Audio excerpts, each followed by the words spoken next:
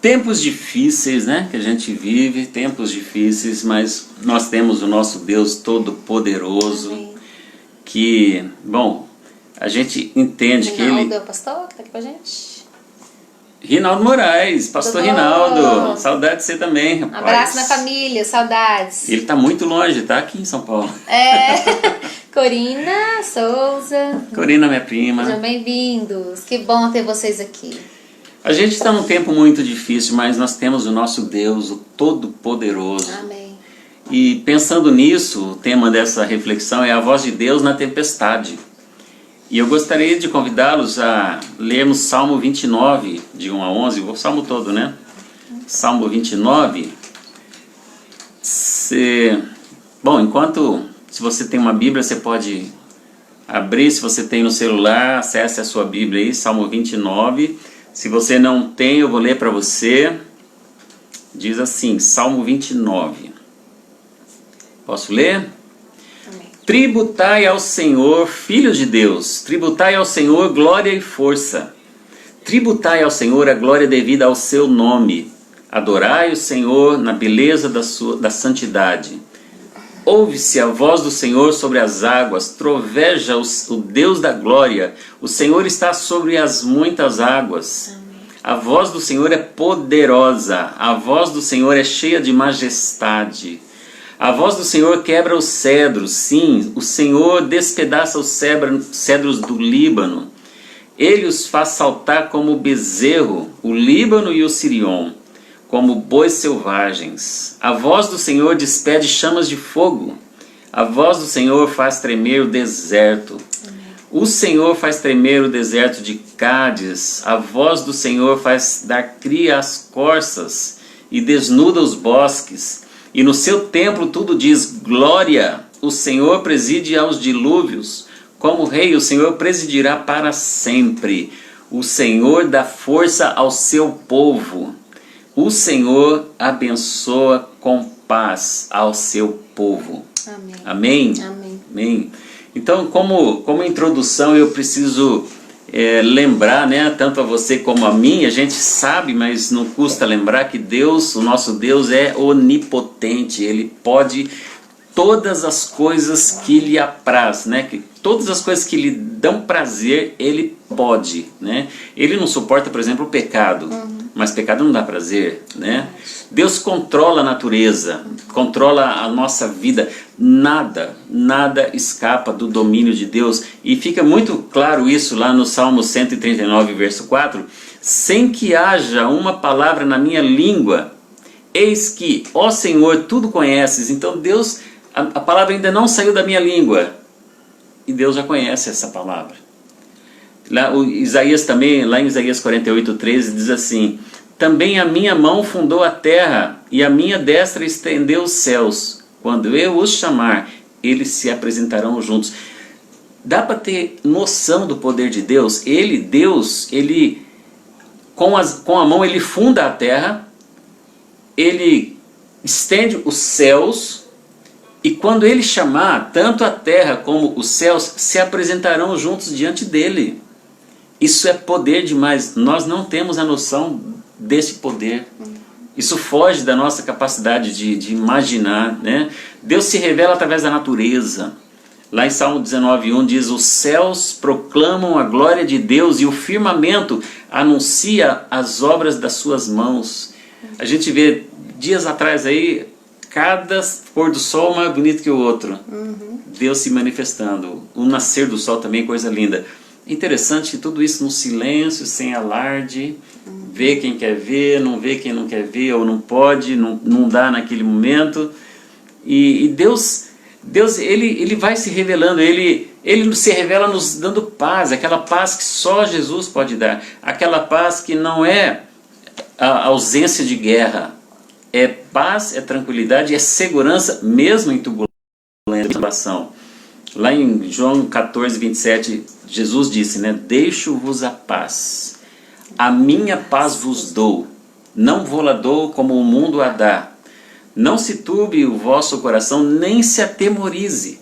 Amém. E é um tempo que a gente está atemorizado, né? Uns mais, outros menos. E um certo temor é até normal, o ser humano precisa de um certo temor, nós só não podemos deixar esse temor nos dominar. Porque até se não tivesse medo nenhum, não estaria todo mundo na rua, né? Todo mundo na rua. E se a gente, como eu sempre falo, né? Vocês já me ouviram falando aqui, se a gente não tivesse medo nenhum, a gente atravessaria a rua sem olhar para os lados.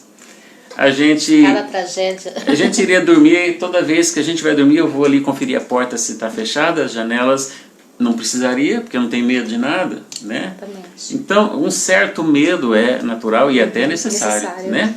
Mas não podemos deixar o medo, o temor, tomar conta da nossa vida, né? Bom, então, como introdução, a gente está lembrando do poder de Deus que excede o nosso entendimento. Nós não temos a noção de alcançar o poder de Deus. Agora, veja aí, voltando aí para o Salmo 29, 1 e 2. Dê ao Senhor a glória que lhe pertence. Foi fidel. É bom ter você aqui. Fidel. Ah, Fidelcina? Fidelcina, né? Oi, Quanto Fidel. tempo, né? Tudo bem? Então, dê ao Senhor a glória que lhe pertence.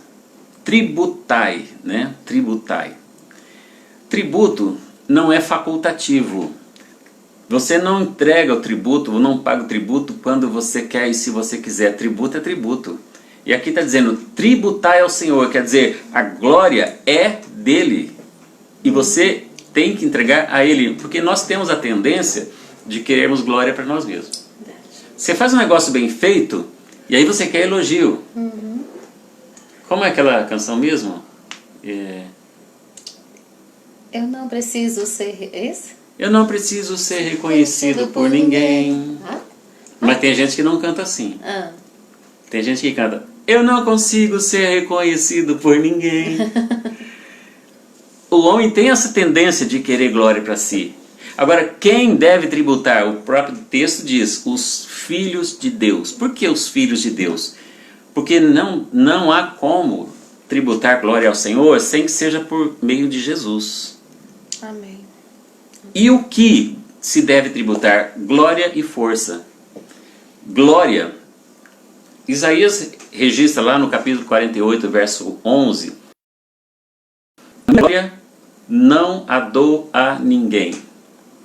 Sabe por que Deus não dá a glória dele para ninguém? Deus não compartilha a sua glória, Deus não compartilha o seu poder. Não olhe para Deus como um Deus egoísta. Olhe para Deus como um Deus protetor. Porque Ele sabe que Ele é o Todo-Poderoso e toda a glória é dele. Se houvesse um ser superior a Ele, Ele mesmo nos conduziria a este ser. Porque Ele traz para Ele, porque Ele sabe que Ele é o melhor para nós e Ele quer o melhor para nós. Por isso Ele não divide a glória com ninguém. Força.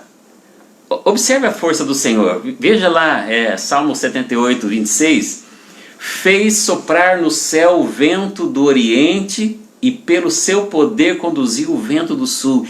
Gente, que poder é esse que conduz os ventos para onde Ele quer? E olha o verso 2. Adorai ao Senhor na beleza da santidade. Ou, dependendo da versão, com vestimentas sagradas. Isto é, com vestes brancas. E estas vestes brancas nós só encontramos através de Jesus. Depois, Deus fala na tempestade. Dos versos 3 a 9, nós vamos ver aqui.